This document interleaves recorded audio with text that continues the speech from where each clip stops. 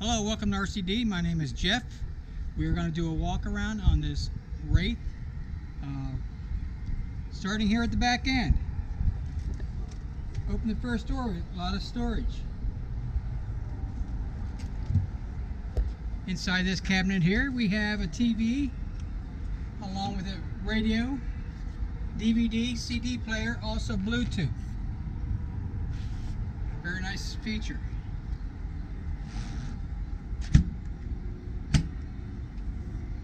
We have two 110 outlets with a GFI switch. So if this switch isn't working for some reason, check the breaker on here, see if the GFI hasn't popped out. Underneath here we have more storage.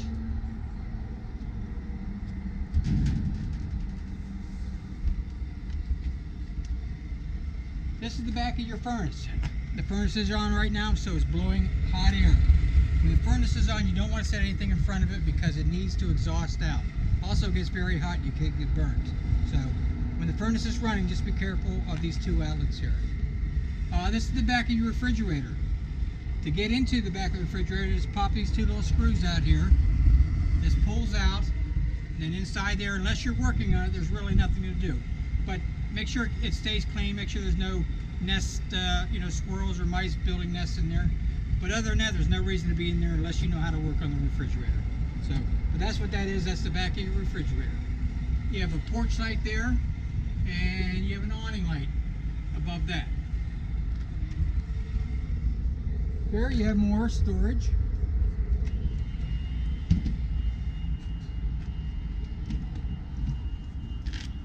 This is your propane tank. It's a 50-pound propane tank, just like a gas grill. Turn it on and off right here with the valve.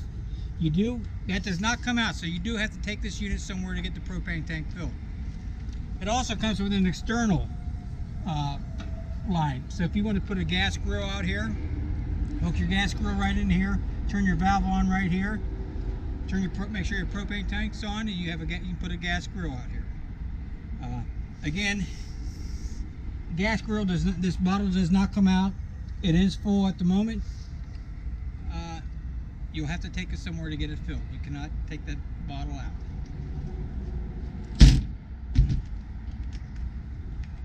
At the top you have an awning. We'll show you how the awning works when we go inside. More storage here.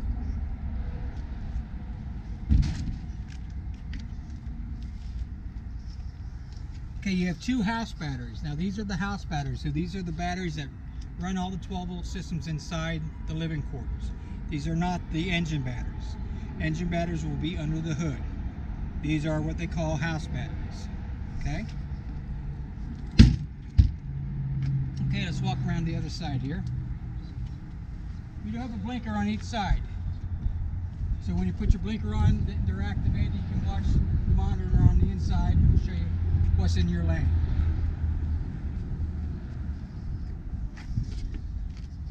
This is your DEF tank. When you have a diesel, you have to put DEF in there. That's what new EPA thing, I think it came into effect about 5 or 6 years ago. The DEF tank stands for diesel exhaust fumes or something like that. But what you do is, where you buy diesel now, you can also buy DEF. Now that tank of DEF will last you probably 2,000 or 3,000 miles. It doesn't burn as much as the fuel does. So probably 3 or 4 times a year you'll have to put DEF in it. You can actually buy DEF at Walmart nowadays also.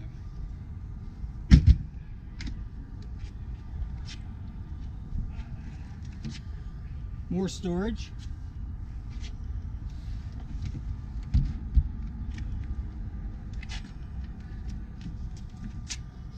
This is your generator, so known as 6000. You can start it from here. It shows you the hour meter, or you can start it from the inside. These are set up to do about every 100-hour oil change. This pops right off the top. There's an oil filter, there's a drain plug, and there's an oil fill. So about every 100 hours they say to change your oil. There is a owner's manual on the inside, and I'll show you that when we go inside what it looks like. But you can start this from the inside, or you can start it from out here.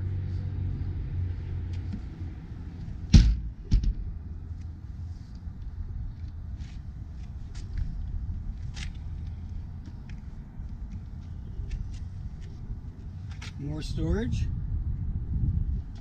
This is the exhaust to your engine. This is the exhaust to your generator.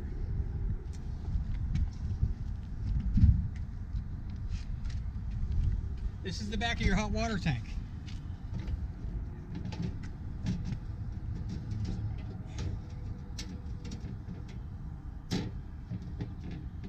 There we go. Here's your drain plug. So if you're not using your hot water tank after a couple weeks, I would suggest draining that so the water doesn't sit in there and get stagnant. It will begin to smell after a while. You do have an on-off switch right here. That's just a master switch. You can leave it on all the time, and there's an on-off switch on the inside. But if you have little kids running around on the inside hitting buttons, you can just turn it off right here. But typically you just leave that on. Like I say, that is a master switch. When you drain your tank, I believe this is an 8-gallon hot water tank. Just let the water drain right out. It won't hurt a thing. Okay? Again, this is one of those things where you want to keep it clean, make sure there's nothing nesting in there.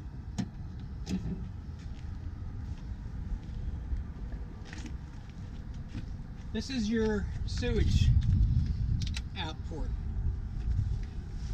The way this works is you get your sewer hose, put it up through here, connect it onto here. You have a gray valve and a black valve. The black valve is your sewer connection, and the gray is your shower and your sinks. So right now they are open, you push them in, nothing will come out of it now. So what you want to do is get your sewage hose, bring it up through here, connect to here. If your campground has sewage in the ground, put the other end in the ground.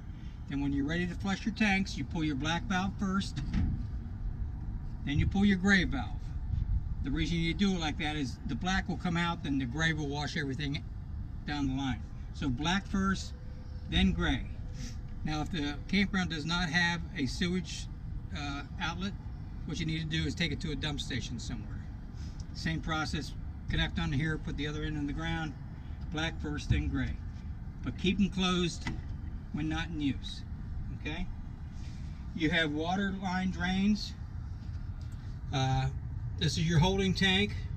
One's your kitchen sink, your shower sink, and this is your hot water. So if you want to get rid of all that water, just open these up, it'll drain all the water.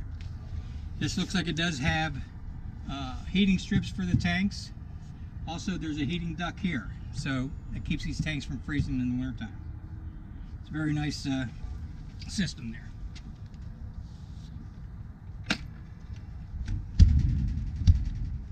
Also outside here you have a hot and cold water shower, which is nice. So if grandkids or kids or yourself want to take a shower outside, you have hot and cold water shower. If you're at a campground that has cable, connect your cable to there. Alright, now this system here, if you're dry camping means that you do not have access to water where you're camping. You're going to use your onboard water. That's called dry camping. So you turn this knob to dry camping. If you want to put water into your holding tank, turn this to tank, put a hose in here, and it'll fill that tank for you. That's going to fill your holding tank so you can dry camp. Now if you're connected to city water, meaning the campground does have water, connect your hose to here, turn this to city water, and now you're using city water for your water pressure. Again, the manuals for this are on the inside. I encourage everybody to read these so they understand them. And the last but not least is the winterization. And that's a whole process that you need to read about. Winterization, what you're going to do is try to winterize all your water lines. And when you do that, you put this to winterize. You take a hose and put this into pink winterization fluid. It sucks it up and puts it out through all the water lines in the coat so nothing freezes in the wintertime. Okay? But this is a really nice system. Very easy to understand. But again, if you have some concerns, just read the manuals. This is where your electric cord is. This is a 50 amp electric cord with an inverter. So this looks like a 220, but it's not. It's 110 50 amp. From here down is our cord. This is your cord on the inside. Okay? This unit does come equipped with a rear camera, and like I showed you up front, 2 side cameras. So when you turn your blinker on left, it's going to show the left side, right will show the right side, and this shows behind you. You have a hitch here. This hitch is rated for, let's see, 12,000 pounds, and that's a lot of weight, so that's going to pull about anything you want to. Here's your 7-pin wiring harness for your electrical connections. Ladder to the roof. We encourage people to get up on the roof 2 or 3 times a year to check the seals around the air conditioner and the vents and things like that. Make sure they're not getting dry rotted and not cracking. If they are, you need to caulk them with some kind of a sealant. The roof will hold about 4,500 pounds. So let's go into the inside now, and we'll show you some of the features of the inside. Okay, on the inside of the coach, as soon as you walk in the door, you have a battery disconnect switch. And what that does is shuts all the power off to the battery. So if you leave the coach and you're afraid that you may have left something on, or there's a drain on it, simply turn it off. And when you do that, it stops anything from coming in or any power from leaving. That's what they used to call them Perco switches, but it's a master disconnect to your batteries. All right, you got some light switches here, your living room, your porch light, which is outside here. This is the awning. To extend the awning, just hit extend, and it comes popping out. Wherever you let the button go is where it stops. To bring it in, just simply push the button the other way and wait till it stops. Okay? This is your power step. Now what that means is if you were camping and you didn't want this, every time you open and close the door, this step comes in and out. If you are camping and you didn't want that to happen, just turn the power step off, and the step will stay out while the door opens and closes. So when you're ready to leave, go hit the power on, and it will close when you close the door. Some more lights. These are actually the awning lights. These are 2 heating ducts for the furnace. Fire extinguisher right here.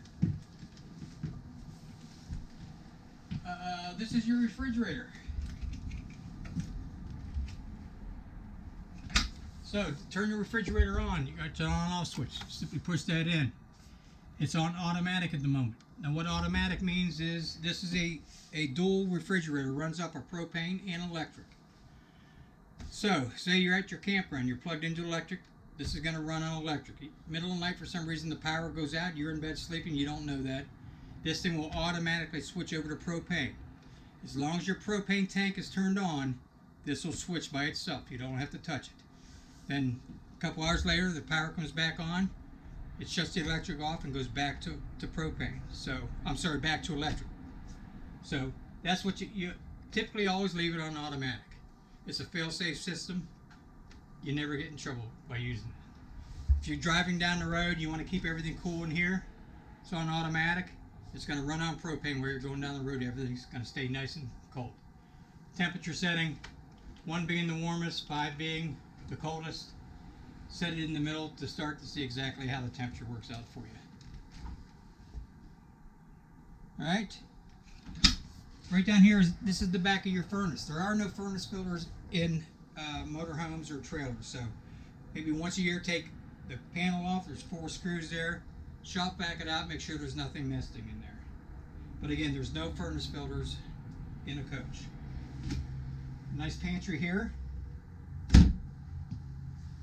Series of lights, fire extinguisher. This unit comes equipped with 2 air conditioners, one here, one in the bedroom. Simple thermostat setting right here, pretty much home style.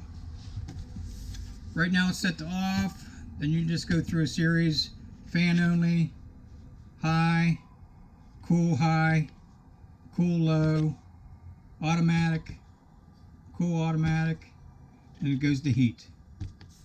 Then it goes to off. Set your temperature just by using these buttons here.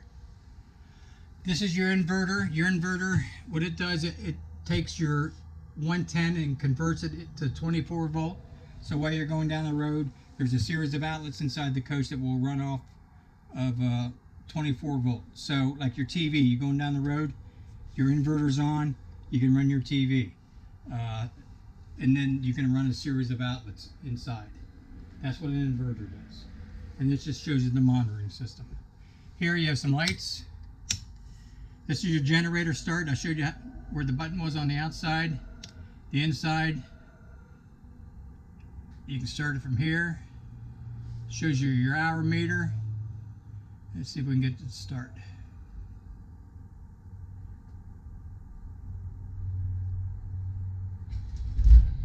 Okay, it started. So now you're running off the generator. Now it has an automatic transfer switch. For some reason, if you're plugged into an outlet on the outside, once the generator starts, it's going to know that the generator is going to take control. So it shuts off the power from the electric and goes strictly to the generator.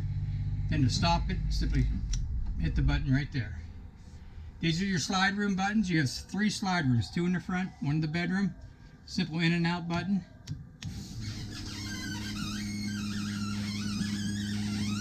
Now the thing that you have to remember, if you don't take it all the way in or all the way out, it's not watertight.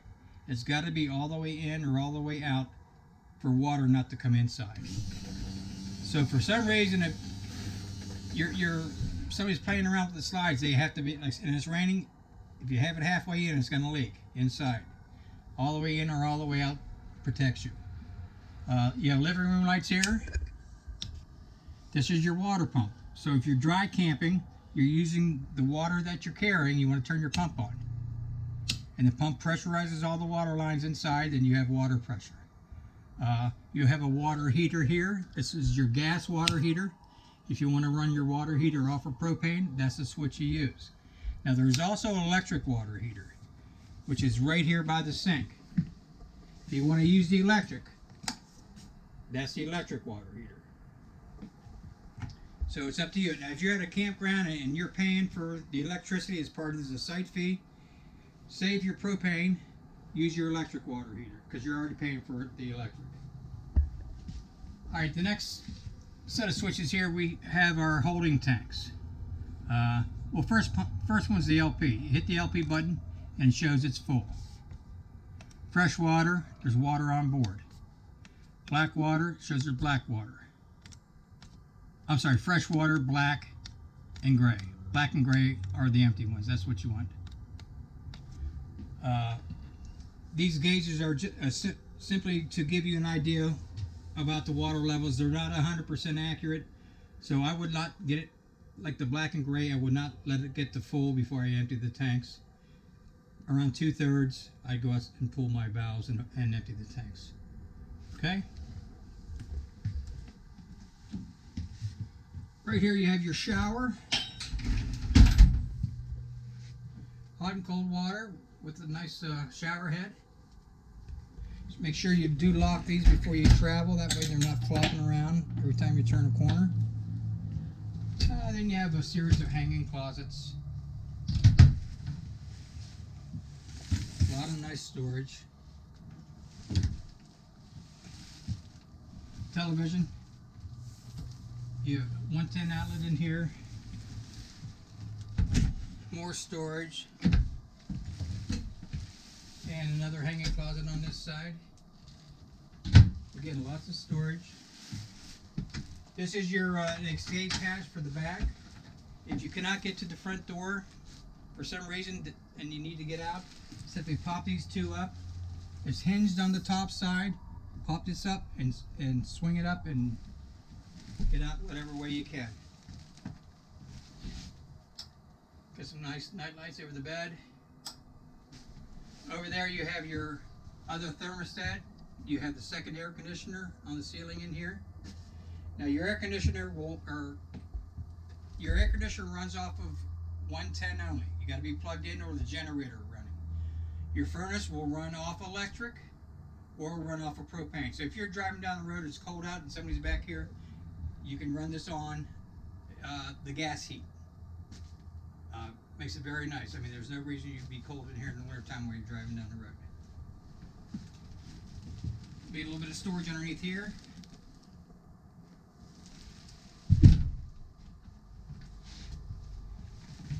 And let's see. Again, your heat comes from the floor, your air comes from the ceiling. Not only from here, but also the ducts. Down here at the bottom, you have your fuse box. You got your breakers and your 12-volt fuses. Everything's marked. If something's not working, check your fuses and your breakers. It's pretty much just like at home. Something goes out, check your fuse, check your breakers. Some of the 12 volts go out, check your fuses there. Also inside here is where your converter is. Now your converter is your battery charger when you're plugged in. So once in a while you will hear something running in here. It's a fan keeping the back of it cool. But that's also your battery charger. Okay?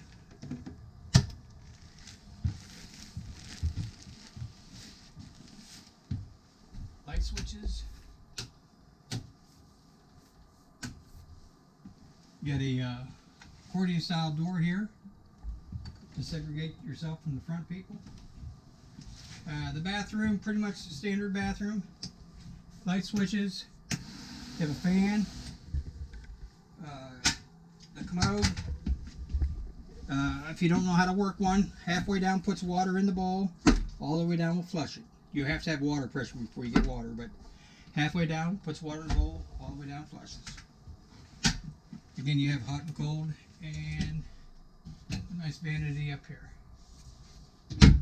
You do have heat and air in here also. Right down here by the light, you have a propane sniffer. And what that is it will detect if there's a propane leak. If there is a propane leak, that will chirp like a fire alarm or a smoke detector. If that does go off, what you need to do, go outside to your propane, shut it off, then come in and see why it detected propane. Most likely the stove was left on and the flame went out. Okay, a lot of storage here.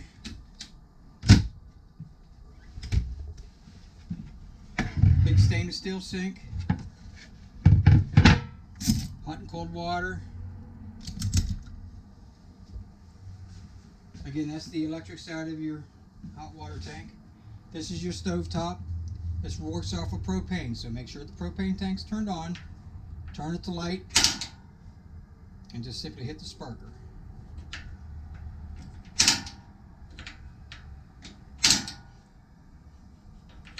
And when you're not using it, you can put this down and use it for more space for the countertop. Microwave. This is a convection oven. So if you've used a convection oven before, it's pretty simple.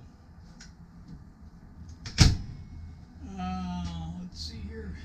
This is the air conditioner for the front part of the coach. It's just like the back. There are foam filters inside here that you can take out and clean. Wash them out in the sink. There's your smoke detector. Let's shut this back off. Remember. Your table will go down into a little bed. There's a little switch right here. Hit that switch, push it down, and fold the cushions out. You can turn this off by this or by the light switch at the door. Your couch goes down into a bed, pulls out into a bed. So you just lift it up and pull, and it extends. Again, you have a series of lights, different places that you need to turn on by hand. Your TV, simple TV. Again, you can use this or work up the 12-volt system while you're driving down the road. Now there is some storage back here. Lift it up. Quite a bit of storage underneath there.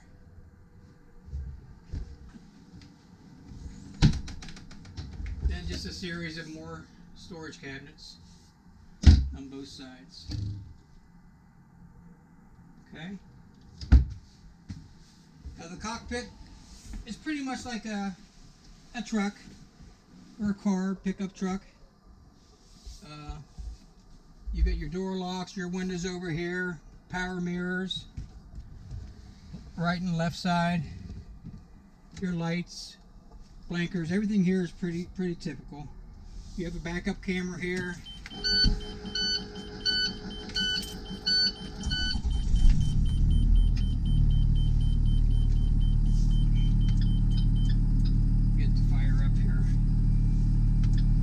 turn your blinker on, it goes to the left side.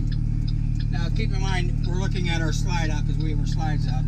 Turn the right blinker on, it goes to the other side. Turn it off, put it in reverse, and it goes to the backup camera. Okay. Your emergency brake, simply pull the switch in here, release, set it, pull it back. Air conditioning, just like you'd have in a car. Set your temperature, your fan speed, your floor, defrost, etc. You have an emergency start button here. And what emergency start button will do, if your engine batteries die on you, the truck won't start.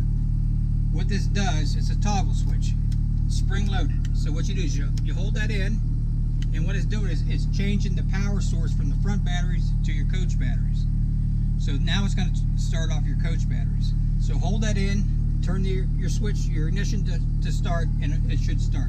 As long as your coach batteries, your house batteries are charged, it's going to take the battery or the starting ability from the coach or from the truck engine to your house batteries. It's a great feature. Your leveling system, again, I encourage you to read the manuals on this. It's a very simple system. It has an auto level. If you want the thing to auto level, it will scan the ground and actually do a little dance and will level itself. Then when you're done camping, hit all retract and it will bring all the legs up. Okay, so that takes all the work out of it. Now if you don't want to do an auto level, you can do it manually by yourself. The front, right leg, left leg, rear legs. But the smart level system, it will do an auto level, automatically level it for you. Then when you're done camping, hit the all retract and it brings the legs up. Now once you bring the legs up, I would encourage you to go around and check that the legs are up indeed, because if you try to go down the road and you got a leg that's not been brought up, you're going to tear something up and that will be very expensive. So it's a great system. Just like I say, I encourage you to read the manual on it. You got cruise control. Very nice setup. Like I said, this is pretty much standard like a pickup truck or something like that. And that's pretty much the tour today. If you have any questions, we'd certainly be happy to answer any of them. Give us a call here. My name is Jeff. You can ask for me, ask for your salesman. But please, if you have any questions, give us a call. Thank you.